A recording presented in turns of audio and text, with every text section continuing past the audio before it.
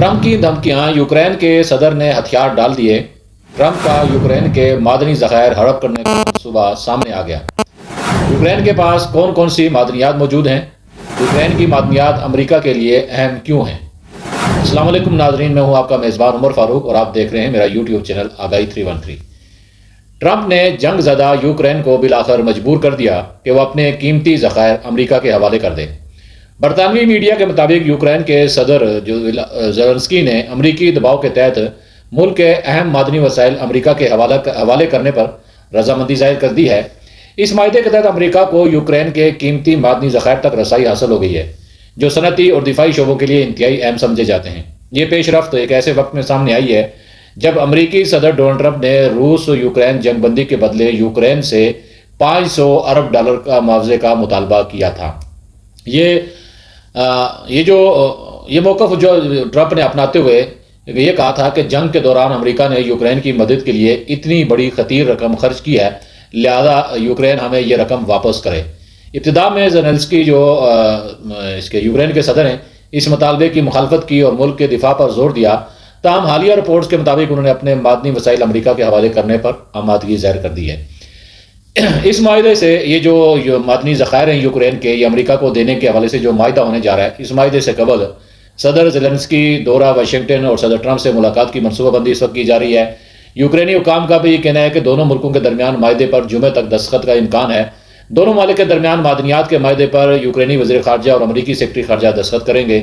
Ukraine کے سے ہونے والے معاہدے کا تخمینہ $1 ٹریلین یعنی $10 کھرب ہو سکتا ہے۔ یہ بہت بڑی ڈیل ہے اور یوکرین کے ایک سمجھ اداکار یہ صدر ہیں، اور ہمارے عمران خان صاحب کی طرح ان صدر کی جو بھڑکیں تھیں آئی سے جب جنگ شروع کرنے یہ 2-3 سال پہلے نکلے تھے، وہ کچھ اور تھی، لیکن اب یہ جب یہ معدنی ذخائر انہوں نے امریکہ کے حوالے کیے ہیں تو اس سے ظاہر ہو جاتا ہے کہ وہ سمجھ لیں انہوں نے ملک کو بیچ دیا ہے اور اپنے یوکرین کے عوام کو انہوں نے غلامی میں دے دیا ہے۔ یوکرینی حکام کے مطابق اس معاہدے کے بارے میں ابھی تک کچھ تکنیکی معاملات طے کرنا باقی ہیں۔ ان کے مطابق معاہدے کے مسودے میں امریکی حکومت کی اس متنازع تجویز کو شامل نہیں کیا گیا ہے، جس میں انہوں نے کہا گیا تھا کہ یہ جو $500 کی جو رقم ہوگی جو معدنی ذخائر سے، اس کی امریکی جنگی امداد کے معاوضے کے طور پر دی جائے گی۔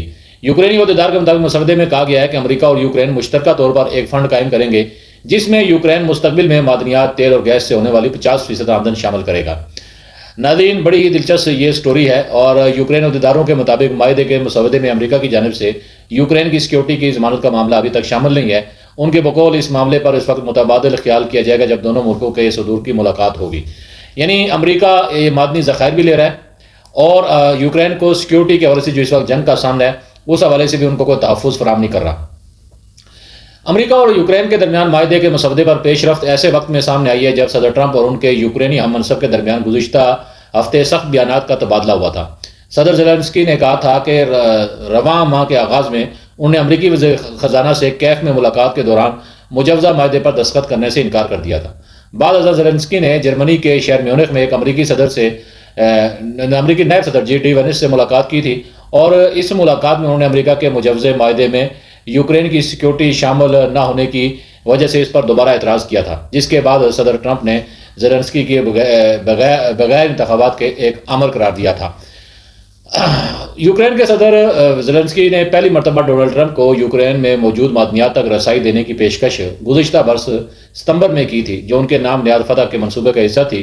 اس وقت ان کا خیال تھا کہ ایک مضبوط صدارتی امیدوار ٹرمپ کو یوکرین کی حمایت جاری رکھنے کے لیے ایک پرکشش پیشکش کرنا ضروری ہے۔ زیلنسکی نے شاید یہ اس وجہ سے کی ہو کہ انہیں حمایت کی ضرورت تھی امریکہ کی، لیکن انہیں یہ اندازہ نہیں تھا کہ ڈونلڈ ٹرمپ کامیابی کے بعد ان کی اس پیشکش کو قبول کر کے نہ صرف قبول کریں گے بلکہ اس پر عمل درآمد بھی کریں گے۔ دوسری طرف یوکرین کے بعد روس نے بھی امریکہ کو نایاب معدنیات فراہم کرنے کا لالچ دے دیا ہے۔ اب یہ بڑی دلچسپ سٹوری ہے کہ ایک طرف یوکرین نے ایک ساتھ معاہدہ کرنے امریکہ جا رہا ہے، دوسری طرف روس نے بھی اسی طرح کی ایک پیشکش کر دی ہے۔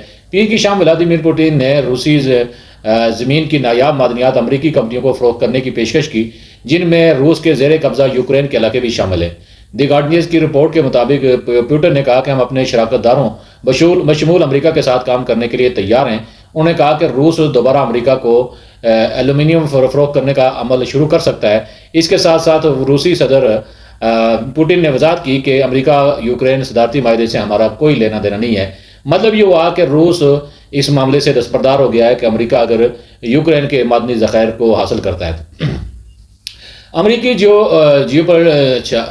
کے جو جیولوجیکل سروے کے مطابق چین، برازیل، ہندوستان اور آسٹریلیا کے بعد روس کے پاس دنیا میں نایاب زمینی معدنیات کے 5 بڑے ذخائر موجود ہیں۔ یوکرین حکومت کے مطابق معدنیات کے 350 ارب ڈالر کے ذخائر ان مقامات پر ہیں جہاں پر روس کا قبضہ ہے۔ 2022 میں کینیڈا کی ایک کمپنی سیکیورٹی نے حساب لگایا تھا کہ روس یوکرین کی جو 53% کوئلہ کانوں، آدھے سے زیادہ میگنیٹزم اور مینیزیم اور ٹیلیفیم کے معدنی ذخائر پر قابض ہو چکا ہے۔ یہ تو آپ کو اس خبر کا ابتدائیہ بتایا۔ اب آئیں اس سوال کی جواب کی جانب کہ یوکرین کے پاس کون سی معدنیات موجود ہیں۔ یوکرین کے سرکاری اندازوں کے مطابق دنیا بھر میں پائی جانے والی نایاب معدنیات کا بڑا ذخیرہ یوکرین میں موجود ہے، جس میں گریفائٹ کے 18 ملین ٹن کے ذخائر بھی موجود ہیں۔ یوکرین کی جیولوجیکل سروے ایجنسی کے مطابق ان کا ملک یہ معدنیات سپلائی کرنے والے دنیا کے 5 بڑے ممالک میں سے ایک ہے۔ اس کے علاوہ یوکرین کے پاس لیتھیم کے ذخائر موجود ہیں، جس سے کرنٹ بیٹریاں بنتی ہیں۔ اس سے قبل روس کے حملے سے پہلے دنیا بھر میں استعمال ہونے والی اہم معدنیات لیتھیم کا 7% حصہ یوکرین سے آ رہا تھا۔ اب لیتھیم ایک ایسی دھات ہے جس کا استعمال ہوائی جہازوں بنانے سے لے کر پاور اسٹیشن کی تعمیر تک میں استعمال کیا جاتا ہے اور ہوتا ہے، اور یہ نہایت اہم دھات ہے اور بڑی زبردست دھات یوکرین میں جو پائی جاتی ہے۔ نایاب سرزمین میں معدنیات، جنہیں آپ ریئر ارتھ کہا جاتا ہے، کہ 17 ملتی جلتی جو کیمیائی خصوصیات والی معدنیات ہیں جن کا جدید ٹیکنالوجی میں وسیع پیمانے پر استعمال کیا جاتا ہے۔ یہ معدنیات سمارٹ فون، کمپیوٹر، طبی سامان اور کئی دیگر اشیاء کی تیاری میں استعمال ہوتی ہیں۔ ان میں کچھ نام آپ کو گنوا رہا ہوں۔ ان میں سیکنڈیم، یٹریم، لانتھانم، سیریم، پراسوڈیلیم، نیوڈیم، پرومیتھیم، سماریم، یوروپیم، گاڈولینیم، نیریم، ڈسپروسیم، ہولومیم، ایریم، تھیولکم، بیٹریم اور لیٹیٹیم نامی معدنیات شامل ہیں۔ انہیں نایاب اس لیے کہا جاتا ہے کیونکہ ان کا خاص حالت میں مل جانا بہت غیر معمولی سمجھا جاتا ہے۔ تاہم دنیا بھر میں ان کے ذخائر موجود ہیں، لیکن اکثر یہ نایاب اور معدنیات جو تھیوریم ہے اور یورینیم ہے جیسی تابکاری عناصر کے ساتھ موجود ہیں، اور ان کو الگ کرنے کے لیے بہت سے زہریلے اجزاء کا استعمال کرنا پڑتا ہے، اس لیے ان کو نکالنے کا عمل پیچیدہ اور مہنگا ہوتا ہے۔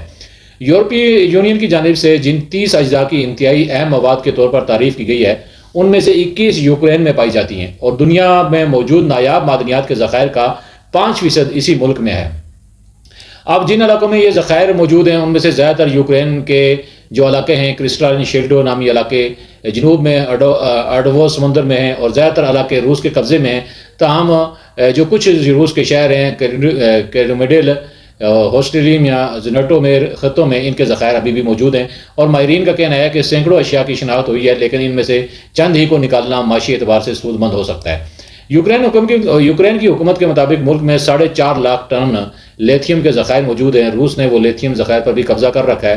امریکہ کی ان معدنیات تک رسائی کی خواہش ایک بڑی وجہ چین سے مقابلہ ہے، جو دنیا میں ایسی نایاب معدنیات کی رسد اور فراہمی کا بڑا کھلاڑی ہے۔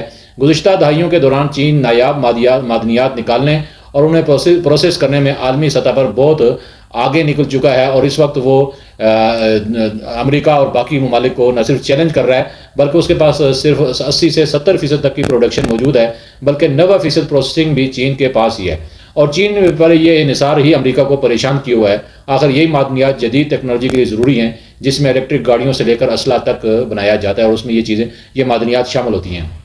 سوال یہ ہے کہ امریکہ کو یوکرین میں موجود ان معدنی ذخائر کی کیوں ضرورت ہے؟ ماہرین کے مطابق نایاب معدنیات ہی 21ویں صدی میں معیشت کی بنیاد ہیں۔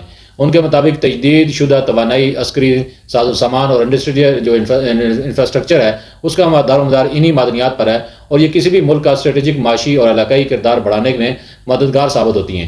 جیولوجیکل انویسٹمنٹ گروپ کے مطابق امریکہ یوکرین کے ساتھ معاہدے کرنے میں اس لیے بھی زیادہ دلچسپی لے رہا ہے کیونکہ وہ چین پر اپنا انحصار کم کرنا چاہتا ہے، جس کے پاس دنیا کے 75% معدنی ذخائر کا کنٹرول ہے۔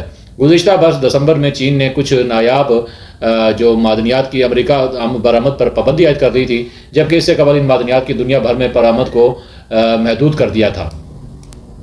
تجزیہ کاروں کے مطابق یہ معاہدہ جو روس اور یوکرین کے درمیان ہو رہا ہے، یوکرین کی معیشت اور خود مختاری پر گہرے اثرات مرتب کر سکتا ہے، جبکہ امریکہ کو نایاب معدنی وسائل حاصل ہوں گے جو اس کی صنعتی اور دفاعی ضروریات کے لیے نہایت اہم ہوں گی۔